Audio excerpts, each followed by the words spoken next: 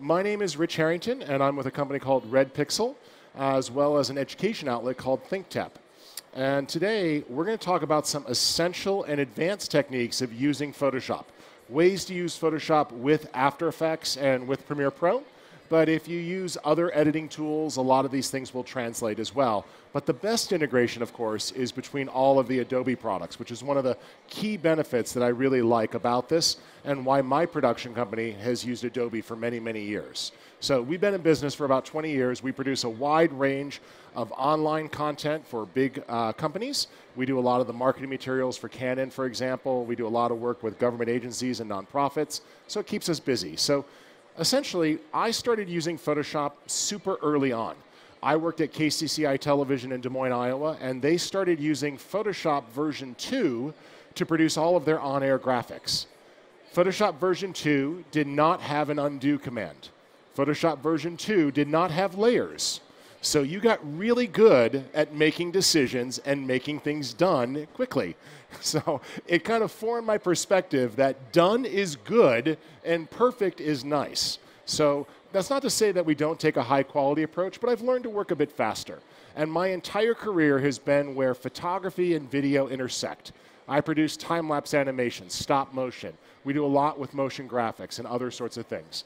And additionally, I also find myself stopping into TV stations from time to time to help answer some of their questions and improve their workflows. So we're going to jump right in here, and I'll share some resources with you at the end, but let's go right to talking about Photoshop.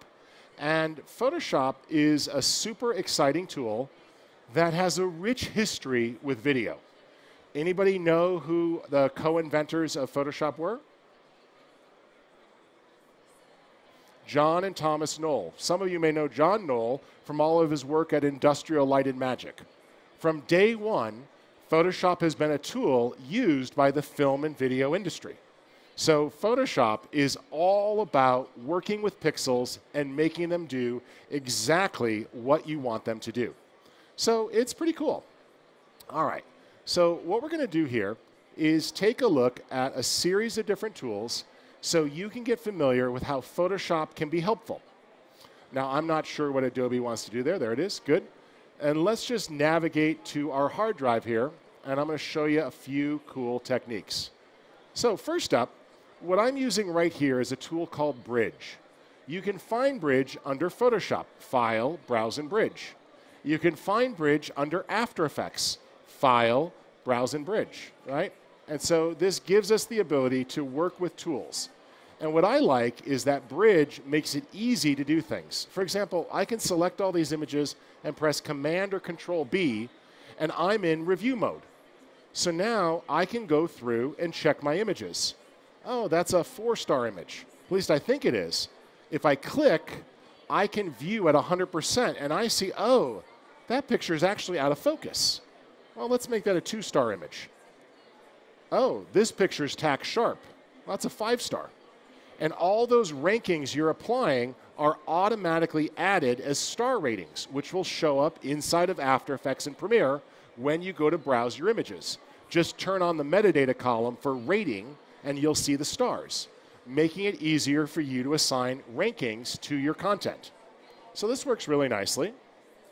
Additionally, if I'm in Bridge, I can rename things. This is great. Any of you shoot on action cameras like GoPros? Yeah? Couple nodding heads. How many GoPro 001 files do you have? Every time you change the battery, the camera starts over with naming the files. So what we can do here is we can select a bunch of material, stills or self-contained video files, like the ones a DSLR makes or an action camera makes, and I can choose Tools, Batch Rename. What's great about this is that I have the ability to change what things are named. So I can say, oh, I want to go ahead and rename this. Let's call this Red Rock _ and let's tag it with the year, month, and date, plus the date created, and let's go with hours, minutes, and seconds, and then underscore in a 4-digit code. So now my files are going to have a much more descriptive name. Oh, this picture was shot in 2012 on April 14th at 6 p.m., 13 minutes and 34 seconds. So when I have to start finding things in my project panel, I can now see a much more descriptive name. Because I guarantee you that throughout 20 years of my production company history, there's more than one DSCO 199 file, right? Because every single camera is going to reuse the same naming structure. And you can embed the original file name in the metadata, so if you ever need to, you can do a restore. So now I click rename, and everything takes on the new names, making it easier to find stuff. So that works really nicely, and I'd encourage you to take advantage of it. By the way, inside of Camera Raw here, we can also do cool things like merge panoramas. So you can select a bunch of pictures that are from a pano and say merge to panorama. What's cool about this is panoramas are great for motion graphics. So you can have these giant photos that slowly float through. We can use these in After Effects or Premiere for backgrounds for green screen. And there's even scripts in After Effects that will wrap them into a cylinder so you can use them as a virtual set. PT Pano does that. But this makes it super easy, and when it merges, what's cool about this is it's still a RAW file. So it's not a JPEG. I get all of the flexibility here to still recover my highlights, lift my shadows, and do what I need to bring that out. See? So great flexibility here, and I encourage you, every time you go on location, shoot a panorama of those locations. That way, if you need to use them for motion graphics, you have them. Or, and this happens all the time, pickups. Rather than going back on location, throw the person on a green screen and then just drop them into the environment. This way, when the person leaves the company and somebody else needs to record the same soundbite, you can swap them out. Or if you need to rework a scene, you don't have to go back on location. Start using green screen. And these panoramas are awesome because you can frame all sorts of backdrops out of them. All right, let's just go ahead and finish this out. I'm going to grab this tool here, which is the graduated filter, and pull it down on my sky. And I'm going to say I want to dip the sky. But I don't want the rocks to dip. So all I'm going to do is apply a mask based on color and select my blue. And this allows me to see that mask and adjust it. So now I can adjust the range mask there to only affect the blues. And what you'll notice is that exposure dip is only being applied to the blue sky, giving me that great color in the sky without affecting the rocks. I can click open and send that over. And then remember that Photoshop makes it super easy to remove distractions. So if you ever end up with something in your shot that you don't want, Photoshop has incredible tools for removing it. So let's just select this person here. And by the way, ContentAware Fill did make it into After Effects. Photoshop is still the original, though, and has more options. So I can say Edit, ContentAware Fill. Now what we're going to do is tell it where to look. I don't want it to use the sky. Like, there's no reason to use the blue cloud, the blue sky there, so I'll just remove that. And over here, I could say, use the high quality method, and really high quality. Click OK, and the person is going to be removed from the shot. There. And it did a great job. I see one more person, so let's just select them. We'll go a little bigger. Edit Fill, ContentAware. It automatically looks around. Oops, unscape. Let me make sure the right layer is selected. There we go. Edit Fill, ContentAware. And I'll say only use these pixels in green. There we go. Click OK, and they're gone. And what you might have noticed there is it actually put it on its own layer, so I can totally see that before and after. But now I've got a great background plate, okay? So just something to think about that makes that really flexible. Now, let's talk a little bit more about ContentAware Fill for a moment. Photoshop has about 7 content-aware tools. And so if you've never used these, you should know about them. So we mentioned ContentAware Fill, right? All you have to do is make a general selection, choose what it is you don't want, like so. If you miss it, just hold down the Shift key and you can add, right? There we go. Let's subtract that little bit of sky. And then Edit Fill, Content Aware. Choose where you want it to look. Subtract what you don't.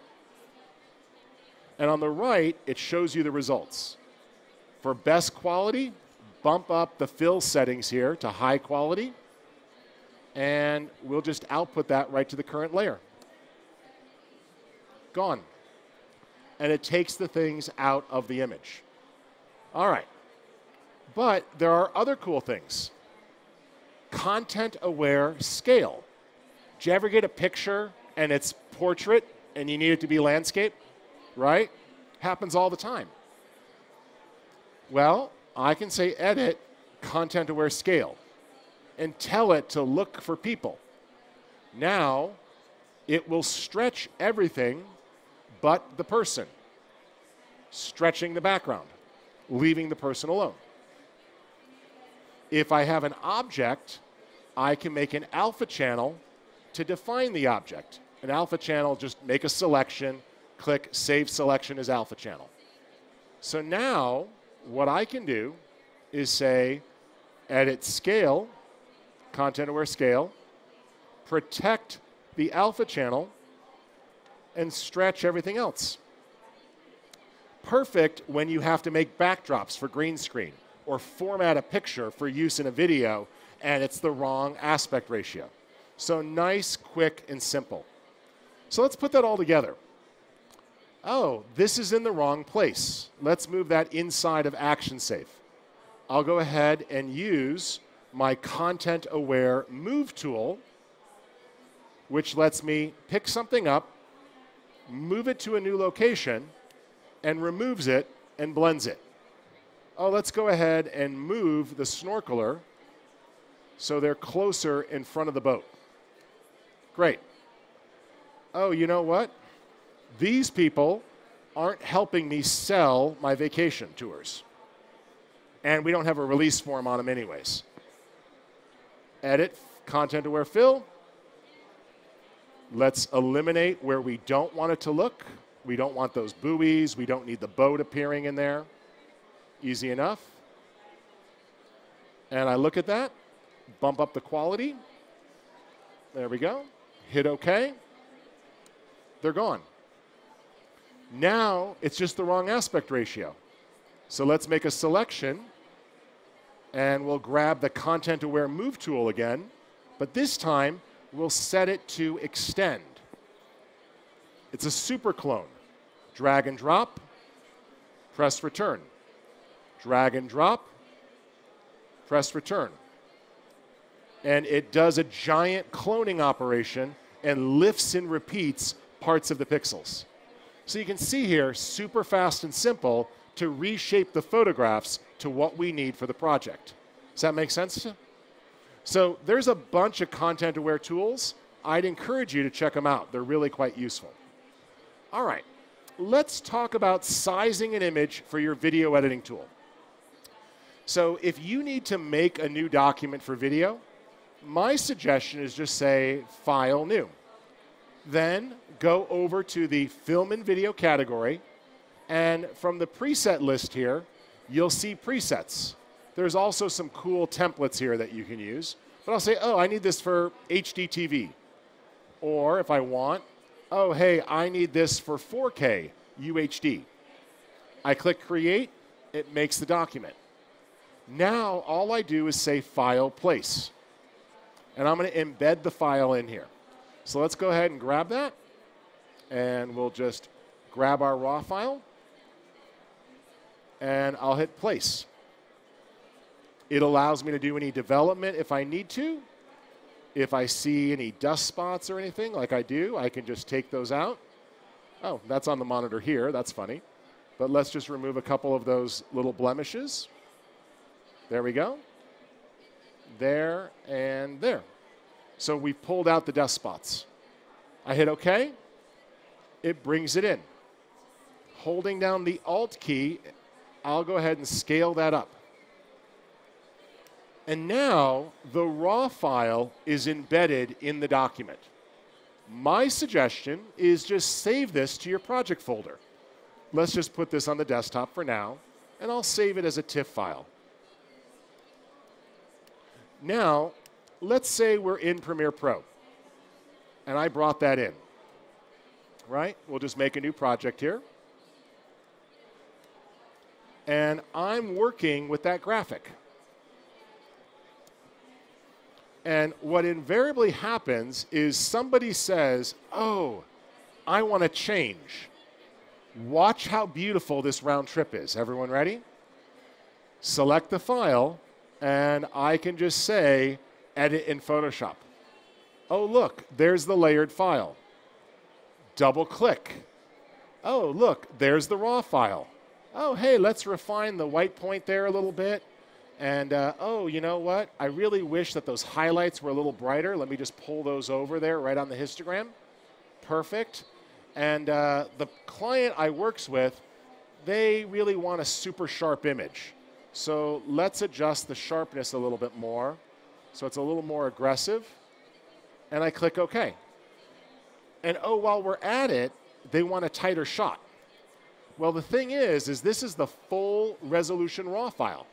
So I've got 22 megapixels here. So it didn't lose any of that resolution. Close, close, save, switch, update. A beautiful non-destructive workflow. So all you do is you make a new Photoshop document and you place your original files inside of it. This way, when you're in Premiere and they go, oh, could you do this? You can scale it, redevelop it, resharpen it, do any cleanup with zero loss in quality. Does that make sense? Just use that embed command. This is the equivalent of dynamic link when working with Photoshop. So it's a really cool workflow. Now, speaking of raw files, I just want to show you a couple of things with raw files that not everybody knows. So raw files are pretty flexible. And what we can do is easily solve problems. So in this case, I'm looking at my histogram, and I say, you know what? There's no midtones. Let's bring that over so we get some midtones there. Much better. But let's pull down those highlights. Do you see how I'm just grabbing the histogram and moving things around? I didn't have to know what slider to grab. I can come over here to the on-image tool and say, oh, I want to adjust the luminance. And let's pull down the luminance right there. And let's boost the saturation right there. And I can start to bring out the colors where I click. And it's going to move the corresponding slider. Oh, there's a little bit of noise there. Let's tone that down a bit. Right? And so we can start to reduce the noise and refine things, bringing out the details very quickly. So, auto, not bad. Grab my on-image tool, and let's adjust the luminance. Pull it down. Pull it down. Darken that. Increase the saturation. There we go. Roll the hue. Let me click on the blue. Right about there. See how easy that was? No selections, no special tools, just using the on-image tools here to tell it what I want. Speaking of tell it what I want, how about we use the transform tool? And I could say, fix the vertical perspective. Little too aggressive for me. There's a balanced. Or I can do this manually and draw my own straight lines. That should be straight. That should be straight. This should be level. See? And then you can tweak it and manually adjust a little bit if needed. but I was able to straighten the image as I desired very quickly. So you can use that to fix perspective issues. And when dealing with subjects here, it's very flexible. So let's just white balance, close, grab that on image tool, and I'll do hue. Hey, that sand should be browner. Perfect. That green should be greener. Great. Let's put a little less saturation in the sand and a little more saturation in the green. And let's adjust the brightness. Down, up. See how simple that was? Sharpen. Hold down your Option key, adjust your mask, sharpen to your heart's content. Great detail. Now we can boost the overall color and cut down on the water with dehaze, allowing us quick flexibility to develop this underwater picture. Once I got that, select everything and just say sync. And I can sync those adjustments across other pictures very quickly, making it simple to fix things from the same environment. All right, let's go forward.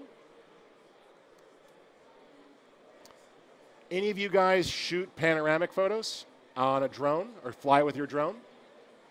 Anybody have a drone? Okay. So you can shoot panos with your drone. Shoot with the RAW format, DNG. So now if I open these, I can select them all, and let's just reset these back to what they looked like in camera. So camera raw default. That's what the camera looked like when it came out of the drone. Not so good, right? Tough lighting conditions. Let's merge those to a panorama. It's going to combine them. Not bad. It's cylindrical because it's not 360. I can adjust the boundaries there. Looks good. And click Merge. It's going to save those as a new file. And now, very quickly, we can adjust the detail. Lift the shadows. Recover the highlights. Grab our graduated filter and pull down from the top of the sky. Let's cool down the sky and dehaze that a little bit more. Let's do the same for the bottom here, but instead of darkening, warm it up and brighten it up. And now, if we take a look at this here with the top and bottom, you can see how much more detail were in those raw files. The takeaway here is start shooting raw. Even your cell phone can shoot raw. If you download the free Lightroom mobile app, it shoots raw. Start shooting raw when you give a crap about how the picture looks. That doesn't mean when I'm taking a picture of what I'm having for lunch to share with someone or taking a selfie to send my kid that I shoot raw. But when it matters or I'm using my mobile phone for production or my drone, I always shoot raw because I think that clearly looks a lot better than that. And so this gives you what you need to pull things off. All right, we've got about 10 minutes left. I want to show you something really cool. Are there any lookup table fans out there? Anybody use LUTs? A couple people? It's a fun way to color correct or to stylize, right? So I'm going to show you two cool things. One, if you ever have footage that just looks weird to you, right?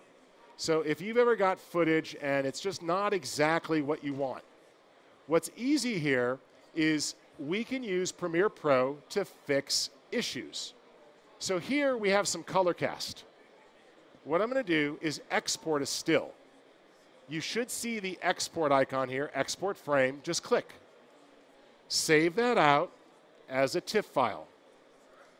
And we'll just save that to our desktop and hit OK. Now I can go to Photoshop and open this up. The reason why I do this is that Photoshop has incredible automatic color correction tools. Make sure this is flattened. Now you can use your adjustments.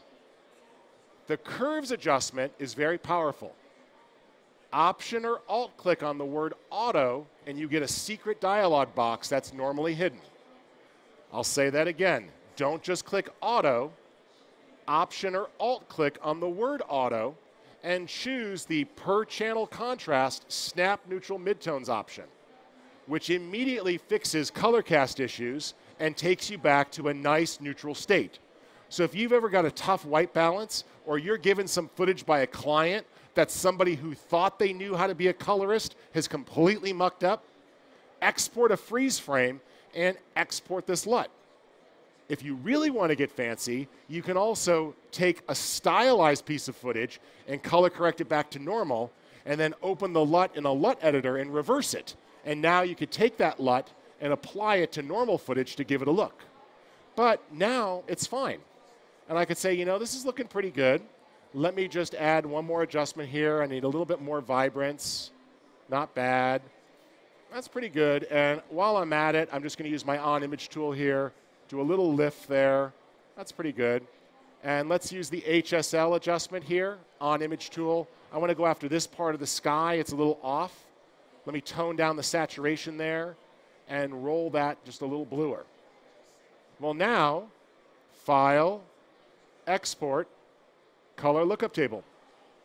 And you can make a LUT right there in Photoshop. Cube file, medium is fine.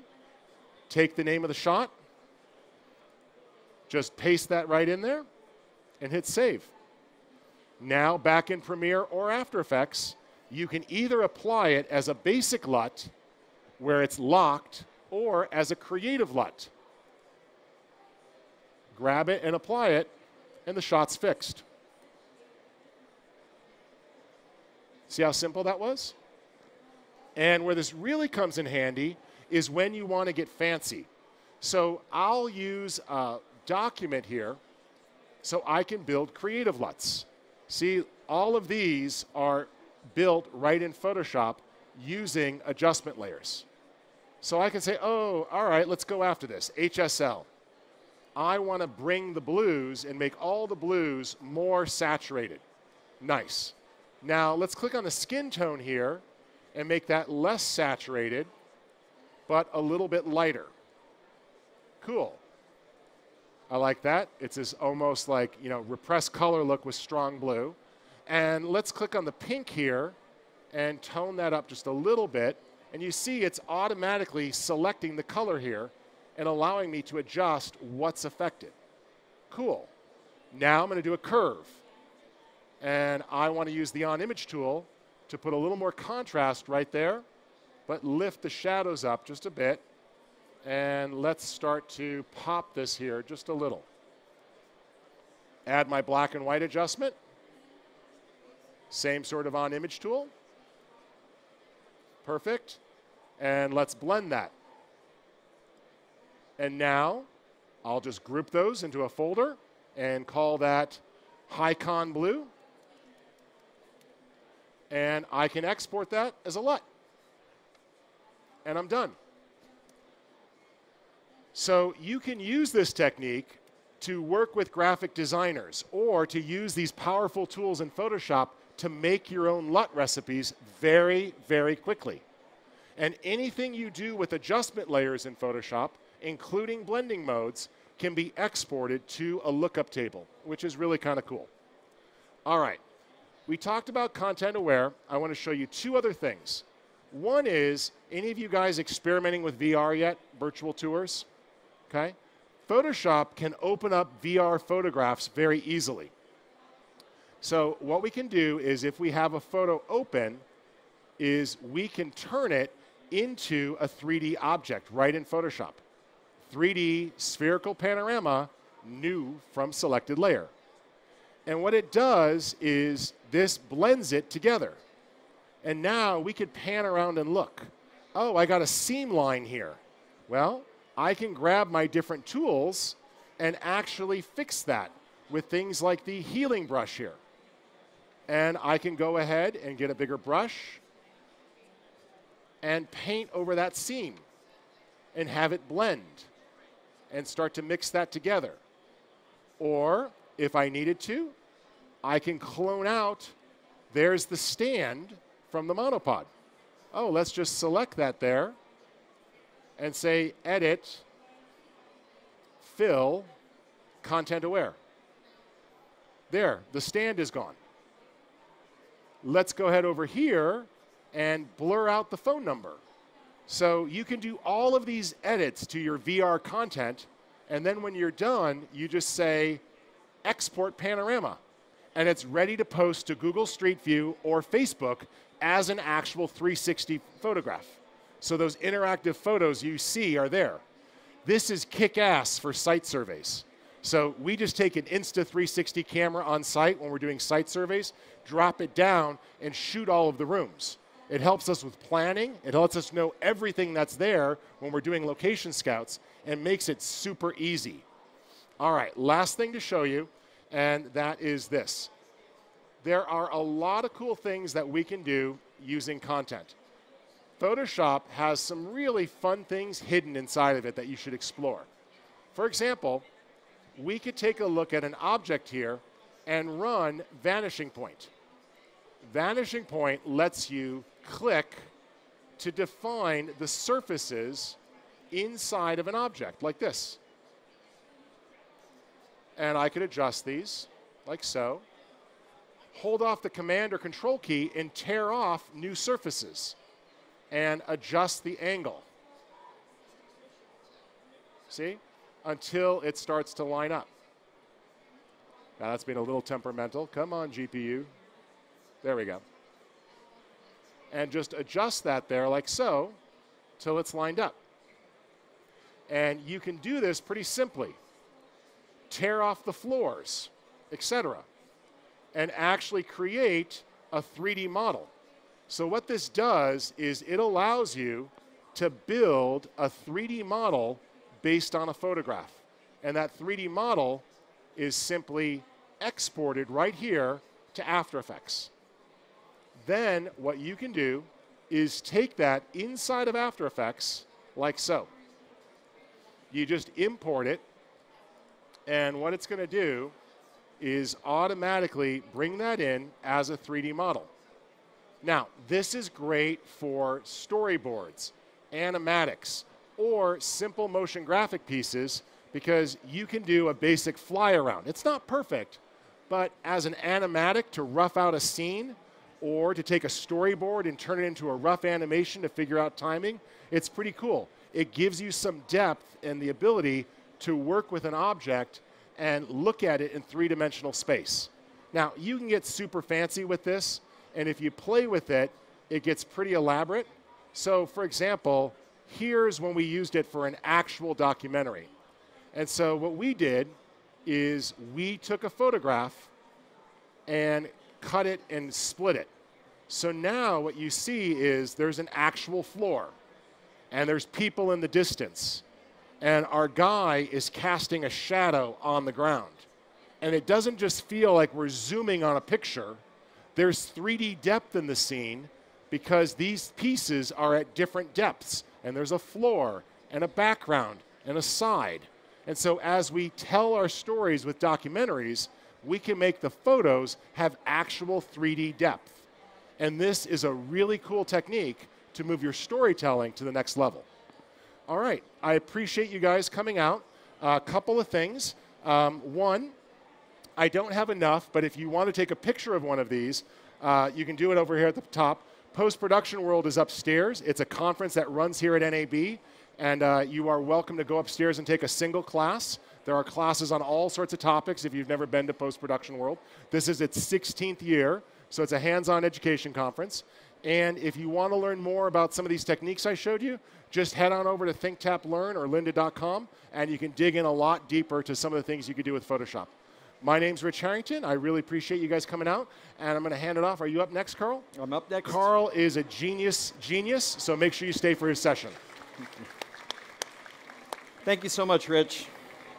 So hi, everybody. My name is